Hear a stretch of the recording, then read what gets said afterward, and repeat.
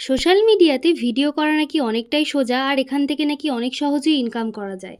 তো এই প্রসঙ্গটা একজন তুলেছে, তাই আমি ভাবলাম কমেন্টটা একটা পোস্ট দেখলাম হঠাৎ করে ফিডে। তো ভাবলাম আমি একটু উত্তরটা দিই, কারণ আমার না বেশ ভালো লাগে এই ধরনের কমেন্টগুলোর উত্তর দিতে।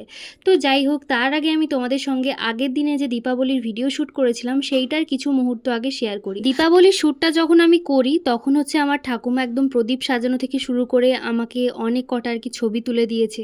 আর তার সঙ্গে সঙ্গে আমাকে একটা দুটো ভিডিও বানিয়ে দিয়েছে। মানে সে যতটুকু পারে আমাকে বানিয়ে দেয়, কখনো বলে না যে আমার দ্বারাই হবে না, আমি পারবো না। কারণ আমি এই কথাটা শুনেছি অনেকের মুখে।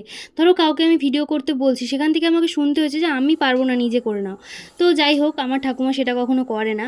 আর আমার ঠাকুমা যেই কটা ভিডিও বানিয়ে দেয় তার মধ্যে হয়তো আমি একটা দুটো পোস্ট করতে পারি, কিন্তু আমার ভালো লাগার বিষয় কি জানো তো, আমি যখন এখানে থাকি আমার ঠাকুমা আমার ভিডিও বানিয়ে দেয়। তো যাই হোক, আমার বর আর কি একটু ভিডিও কল করেছিল আমি কেমনভাবে রেডি হয়েছি সেটা দেখার জন্যে। আর ওর অনুরোধেই রেডি হওয়া। নইলে দিদির বাড়ি যখন আমি গিয়েছিলাম এই শাড়ি পরে যাইনি, একটা সুতির ছাপা পরে চলে গিয়েছিলাম, যেহেতু রাত্রিবেলা গিয়েছিলাম।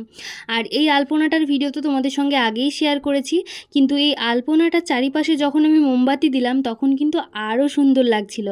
আমার এই আলপনা দেখে আমার বরের কাছ থেকে একটা কমপ্লিমেন্ট পেয়েছিলাম আমি, সেটা আমার খুব ভালো লেগেছিল। সেটা হচ্ছে, তুমি তো লক্ষ্মী পুজোর আলপনাটা আঁকতে পারতে।